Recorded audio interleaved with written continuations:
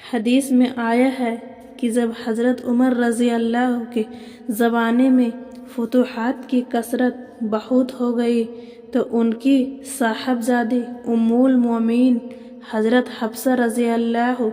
نے عرض کیا کہ اب جو آپ بھی جب دوسرے ملکوں کے قاصد آئے تو باریک کپڑا پہن لیا کرے اور کسی کو کھانا پکانے کا حکم فرما دیا کرے تاکہ آپ ان کو کھلائیں اور آپ بھی ان کے ساتھ کھا لیا کریں۔ حضرت عمر رضی اللہ نے ارشاد فرمایا، یہ تو تمہیں معلوم نہیں کہ آدمی کے حالات سے اس کے گھر والے ہی اچھی طرح واقف ہوا کرتے ہیں۔ حضرت حفصہ رضی اللہ نے عرض کیا، بے شک حضرت عمر رضی اللہ نے فرمایا، میں تم کو قسم دے کر پوچھتا ہوں، کیا تمہیں معلوم نہیں کہ حضور اقدس صلی اللہ علیہ وسلم نبوت کے بعد اتنے سال زندہ رہے؟ اس زمانے میں حضور صلی اللہ علیہ وسلم اور حضور صلی اللہ علیہ وسلم کے گھر والے اگر رات کو کھانا نوش فرما لیتے تھے تو دن میں بھوکا رہتے تھے، اور دن میں کھا لیتے تھے تو رات کو بھوکے رہتے تھے۔ کیا تمہیں معلوم نہیں کہ نبوت کے بعد اتنے سال تک حضور صلی اللہ علیہ وسلم زندہ رہے، لیکن حضور صلی اللہ علیہ وسلم نے اور ان کے گھر والوں نے خیبر کے فتح ہونے تک کبھی بھی پیٹ بھر کر کھجوریں بھی نہیں کھائی؟ میں تم سے قسم دے کر پوچھتا ہوں، کیا تمہیں معلوم نہیں کہ ایک مرتبہ تم نے اونچے خوان پر میز کی طرح کھانا رکھ دیا تھا تو حضور صلی اللہ علیہ وسلم کے چہرے انور پر تغیر آ گیا تھا، یہاں تک کہ اس کو ہٹا کر زمین پر کھانا رکھا گیا۔ جب حضور نے نوش فرمایا، میں تم سے قسم دے کر پوچھتا ہوں کہ کیا تمہیں معلوم نہیں کہ حضور صلی اللہ علیہ وسلم اپنے ابا کو چادر کی ایک قسم دوہرا کر کے اس پر آرام فرمایا کرتے تھے؟ تم نے ایک مرتبہ اس کو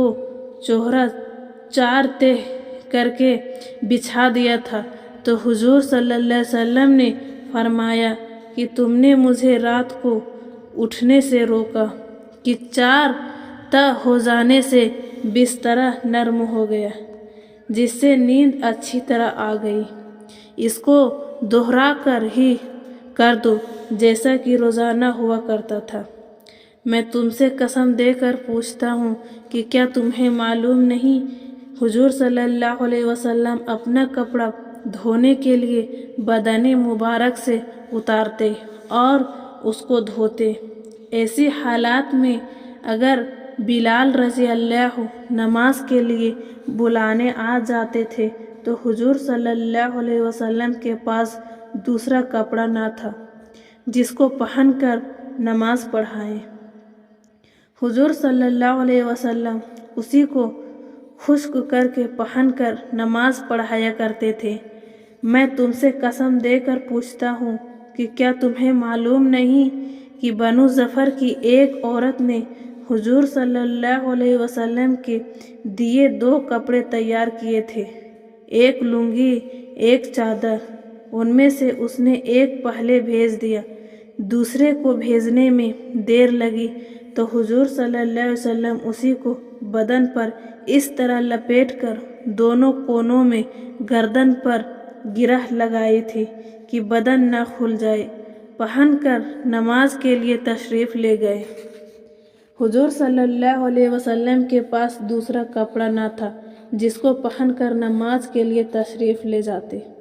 اسی طرح اور واقعات گنواتے رہے، یہاں تک کہ ان پر واقعات کو یاد دلا کر حضرت حفصہ رضی اللہ کو بھی رلایا اور خود بھی اتنے روئے کہ چیخیں مارنے لگے۔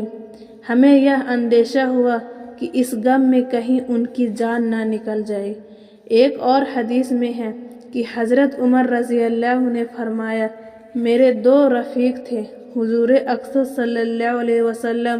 اور حضرت ابو بکر رضی اللہ، وہ دونوں ایک ہی راستے پر چلے، اگر میں ان کا راستہ چھوڑ کر دوسرا راستہ اختیار کروں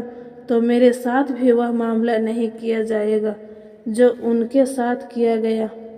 میں خدا پاک کی قسم ان کی دنیا کی سخت زندگی پر اپنے آپ کو مجبور کروں گا تاکہ آخرت کی ان کی شاداب زندگی کو پا سکوں۔